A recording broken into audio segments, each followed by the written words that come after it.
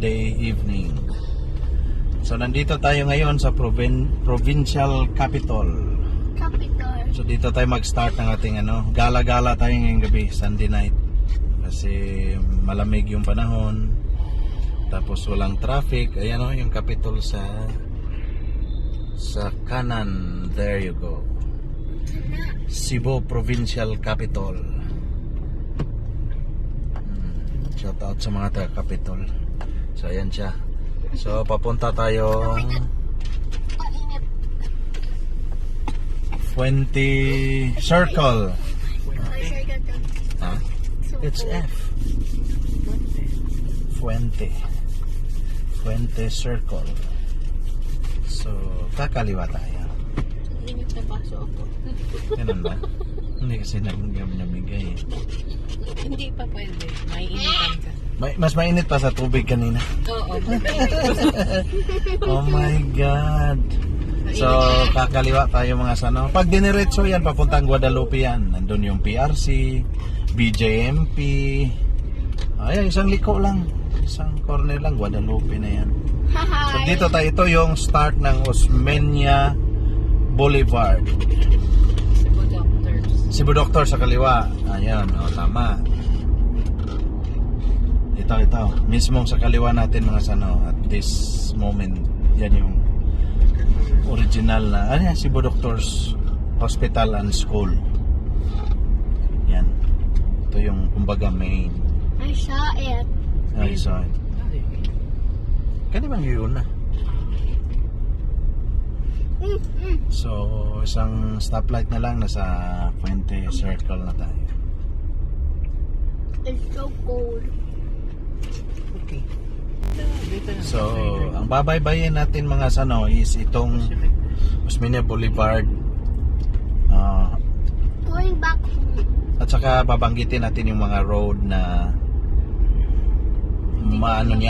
ma-cross niya. So, ito last stop na lang.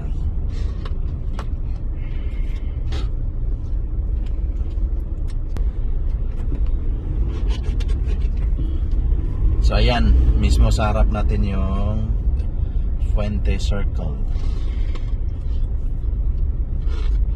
Yan. Yung plaza, pwede kayo mag-jogging yan. Pero wag ngayon. We're not jogging or something. An hour ride. Ang kanan, Chungwa. Yan. Yang pakanan na yan mga sano is B. Rodriguez. Going to Banawa or Labangon o Guadalupe, pwede rin dyan. Yung tatlong nabanggit ko. Pag dito sa kaliwa, yung diniretsuhan ng pulang sasakyan is Mango Avenue. Or dating Mango Avenue, ngayon is General Maximum Avenue. So dito pa rin tayo sa Osmeña Boulevard mga sano. Dire-diretso to. Papuntang downtown. Hanggang downtown at hanggang Plaza Independencia. Hanggang yun na yun, port area na yun.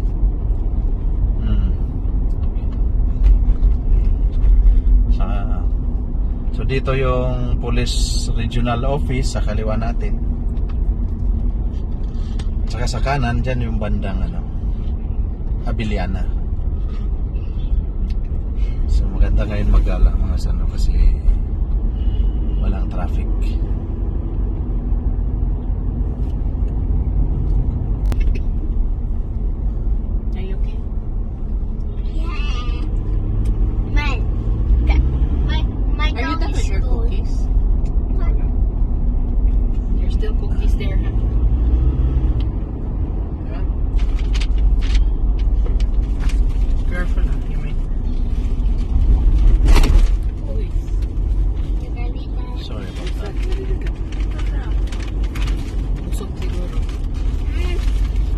Maganda to kasi naka-stop. Next month siguro may Christmas light na dito. Next month siguro. Nakano siya. Ayan, naka-stop. Careful lang yung light. Ayan. So, ayan mga sano. Yang na yan, yang pakanan. Kung sakaling kakanan tayo, yan yung ano, Ano? N. Bacalso Avenue o North Road.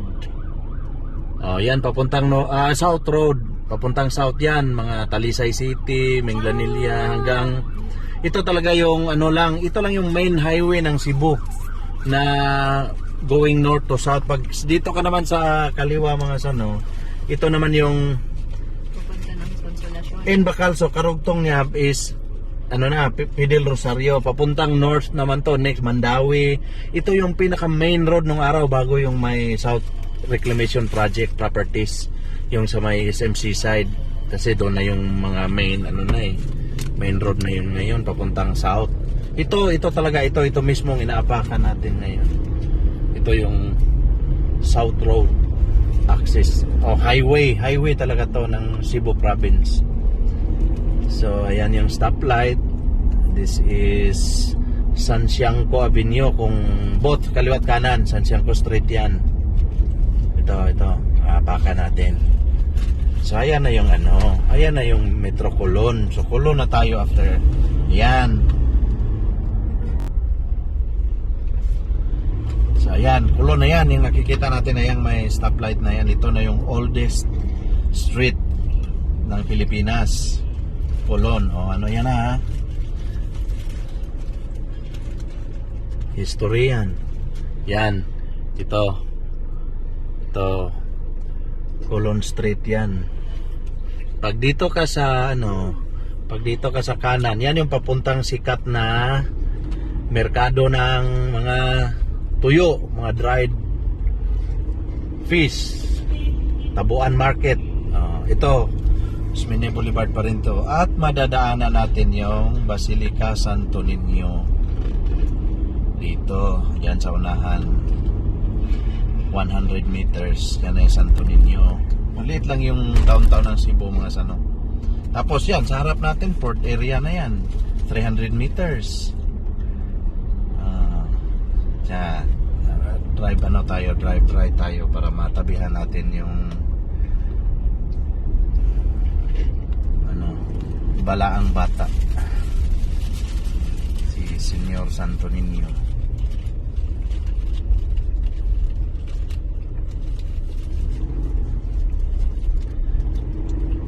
Yan na yung fence ng Santo Niño mga sano sa kanan. Ayan, sign of cross, babe. Ayan, marami na nag-aalok ng candle. Ganito lang yung from uptown Cebu to downtown Cebu mga sano. Ganito lang siya kaliit, kaiksi. Ayan sa kanan, yan na yung Santo Niño. Ayan, tapos na yun. Yan lang sa Niño loob. is in the church. Tapos yung green light na yun sa unahan, corner. Ninyo is church. Yan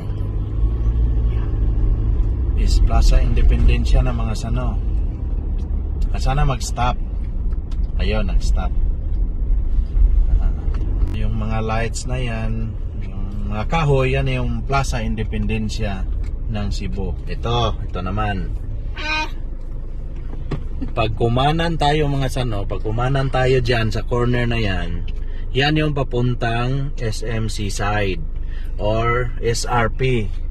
Going to south din yan. Yan na yung bagong main road ngayon ng mga motorista, mga bumabiyahe. Hindi na dito yun sa dati kong binanggit. Pero bawal yung bus dyan pag naayos na yung kalsada doon sa original na highway. Kasi nandun naman yung terminal, wala naman dito sa SRP. So doon pa rin yung mga bus. Dito lang mga private. Yan. Pag kaliwa naman tayo, yan yung papuntang Mandawi or north naman. So port area na rin yung likod nitong Plaza Independencia. Isa-isahin natin yan mga sano.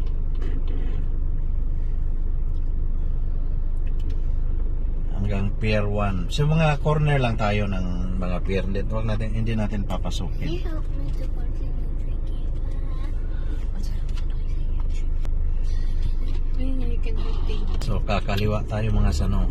Punta na tayong port area.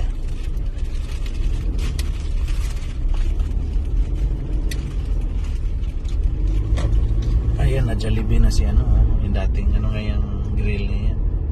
AA ba yun? Yeah. Nagdag ko man yun. Yeah. So ito, pagliko natin ito, yan na yung Pier 1 mga sano. Dito, ay siya nga pala dito sa kanan ng Plaza Independencia katabi na is Fort San Pedro. Ayun. Ayan yung Pier 1. Sige, daanan natin yan mga sano. Fort San Pedro itong sa kanan. Yan.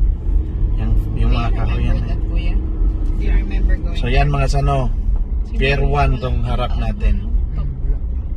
Sige, kaliwa tayo. Huwag na tayong pumasok sa Pier 1. Next time punta tayo kay Marius. Sa Yan sa Fort. Pier 1 yan. Sa mga hindi nakakaalam, nandito yung BFAR, Bureau of Fisheries and Aquatic Resources. Dito yan sa kanan. At saka quarantine nandito sa kanan. Dito ka. Noong unang panahon, bago pa ako sa Cebu, dito ako po nakatira. So itong corner na to mga sano is, ito yung siyempre Pier 2. Yan. So, ba may warehouse na dyan? Level up. Here's water. You want water? Yan, dito ako mismo nakatira nung araw. Yan, dyan papasok dyan. Itong pulang sasakyan dyan papasok. Ayan, may nakatambay. Ito ba dili sila Mark? Ha? I saw Santo Niño. So, next corner tayo mga sano. Kanan, Pier 3. Pero kakaliwa tayo mga sano kasi wala nang anuhan doon eh. Masyadong matao dyan. Mga walang ano dyan, walang lights. So, dito na tayo. Pero corner pa rin ng Pier 4 yung susunod. Isang block lang naman. Oh. Dito, kakanan tayo. So, ganun pa rin. Nakaparallel lang.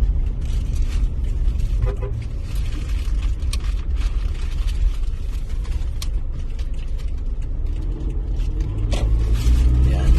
So itong street na to mga sano, papuntang Mandawi na to, dire-diretso. Madadaanan natin dito yung mga lahat ng pier. Tsaka yung SM, tsaka Robinsons.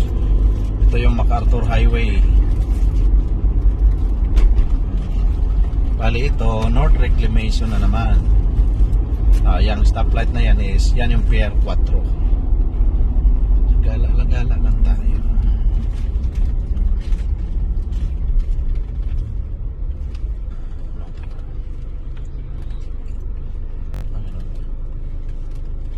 So ito, Pier 4 na tong stoplight na to mga sano, sa kanan yung pier. Yan mismo mga warehouses.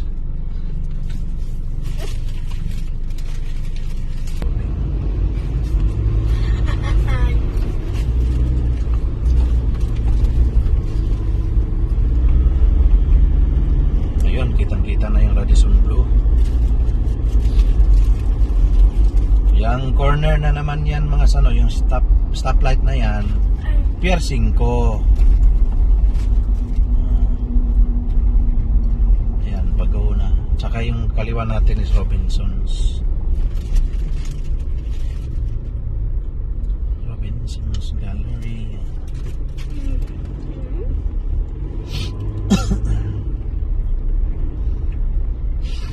Yan, Pier 5 dito sa kanan.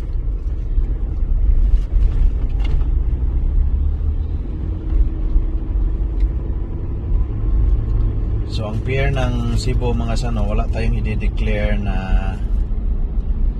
Pier 6 kasi ginagawa, yan ang ginawang International Port or CIP, Cebu International Port. Ayan mismo, tapat ng Radisson Blu na yan, yung hotel na yan.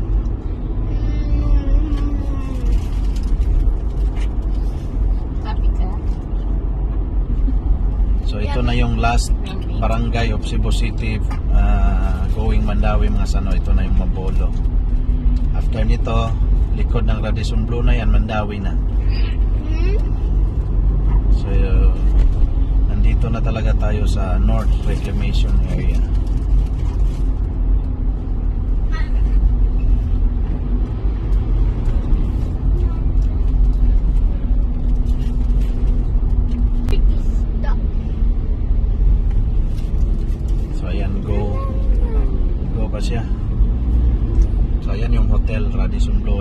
SM yung tabi niyan.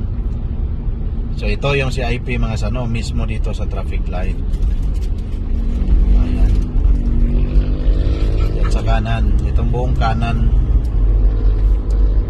Ito yung buong port area ng Cebu City. Yan yung kanan, oh. Daming containers. Balingan natin.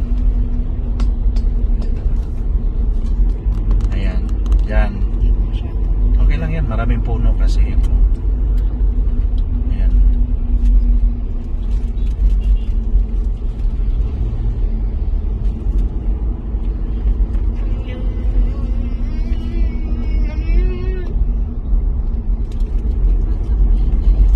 So pagkalampas natin ng SM at saka Radisson Blu, ito na, Mandawi City na tayo mga sano. Itong tulay na to. Ito yung boundary. Yan. Mandawi na tayo. Pagkalampas ng tulay into 1. Yan. Welcome to Mandawi City.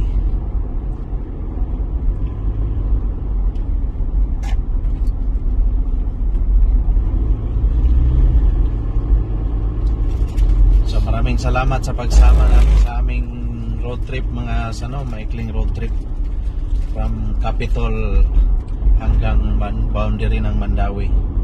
Yung dinaanan natin mga sano is yun yung main road from Capitol to port area. So maraming salamat and to God be the glory. Good evening.